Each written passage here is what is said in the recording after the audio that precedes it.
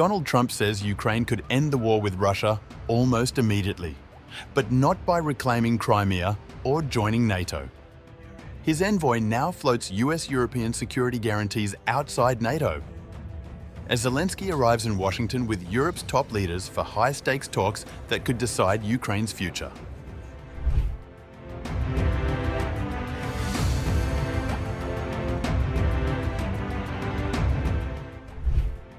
US President Donald Trump, on August 18th, said that Ukrainian leader Volodymyr Zelensky could choose to end the war with Russia almost immediately, but retaking Russian-occupied Crimea or joining NATO are off the table. President Zelensky of Ukraine can end the war with Russia almost immediately if he wants to, or he can continue to fight. Remember how it started. No getting back Obama given Crimea 12 years ago without a shot being fired. And no going into NATO by Ukraine. Some things never change. The statement came after Putin and Trump's much-anticipated meeting on August 15th.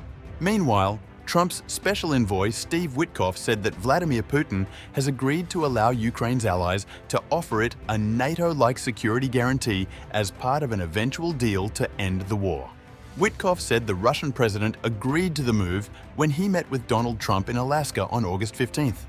Steve Witkoff, Donald Trump's special envoy to Russia, told Fox News on August 17th that the US and European countries could offer Article 5-like security guarantees for Ukraine outside of NATO as part of a peace deal with Russia.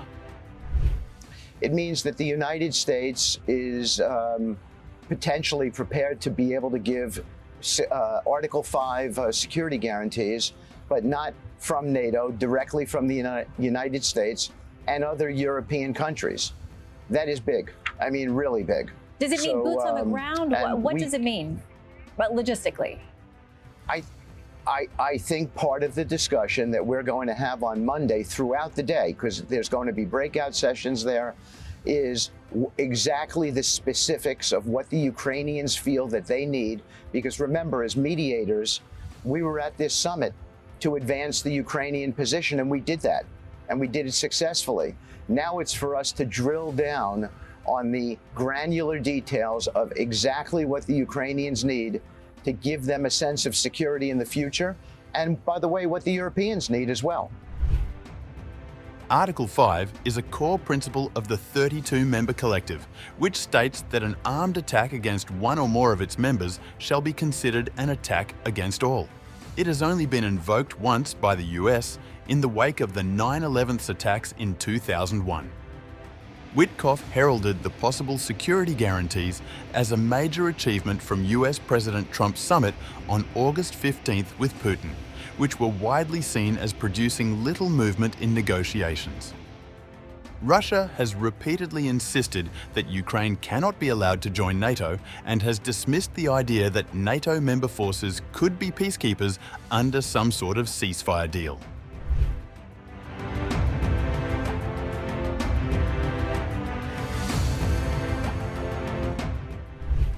Meanwhile, Ukrainian President Volodymyr Zelensky arrived in Washington, D.C. on August 17th, ahead of crucial talks with US President Donald Trump, saying he is confident that Ukraine will obtain security guarantees with the support of European leaders. I have already arrived in Washington. Tomorrow I am meeting with President Trump. Tomorrow we are also speaking with European leaders. I am grateful to POTUS for the invitation. Zelensky is scheduled to meet with Trump for bilateral talks in the Oval Office on August 18th, before Trump meets with European leaders. 7 European leaders are to join the Ukrainian President Volodymyr Zelensky in Washington, D.C. During a virtual meeting in Brussels, the Coalition of the Willing said they would seek robust security guarantees for Ukraine in the event of any deal with Russia. Earlier, the US President's special envoy, Steve Witkoff, said land concessions to Russia would be a choice for Ukraine.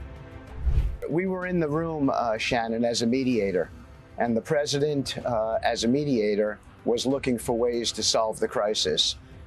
He understands that it is for the Ukrainians to decide how they might land swap, how they might make a deal with the Russians on on different territories there. But that's why Zelensky and the Europeans are coming to the White House on Monday to make those decisions themselves.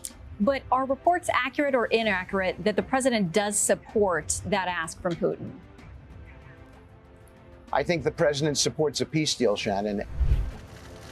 On August 17th, it was disclosed that the British Prime Minister Keir Starmer, French President Emmanuel Macron, German Chancellor Friedrich Merz, Italian Prime Minister Giorgia Meloni, Finnish President Alexander Stubb, European Commission President Ursula von der Leyen and NATO Secretary General Mark Rutte will join Trump and Zelensky in the White House. French President Emmanuel Macron on August 17th said that the goal for August 18th's talks in Washington between US President Donald Trump and Ukraine's leader Volodymyr Zelensky is to present a united front between Ukraine and its European allies. Ultimately, our desire tomorrow is to present a united front between Europeans and Ukrainians at this moment of conflict resolution, reaffirming who is on the side of peace, who is on the side of international law. But above all, how can we collectively ensure that the international order is respected and that our collective security is protected, because the security of Europeans and France depends on it. And so, if we are weak today with Russia, we are preparing the conflicts of tomorrow, and they will affect Ukrainians. And make no mistake, they can also affect us at the very moment when our country continues to be regularly attacked on the cyber front, on the information front, or in contested areas from the sea to space. So there can be no weakness. European leaders on August 16th signed a joint statement that pledged to continue support for Ukraine and maintain pressure on Russia until the war in Ukraine ends, after a summit in Alaska between US President Donald Trump and Russian President Vladimir Putin on August 15th. The joint statement from leaders, including German Chancellor Friedrich Merz, French President Emmanuel Macron, British Prime Minister Keir Starmer, and Italian Prime Minister Giorgia Meloni, was issued after Trump briefed them on his talks with Putin.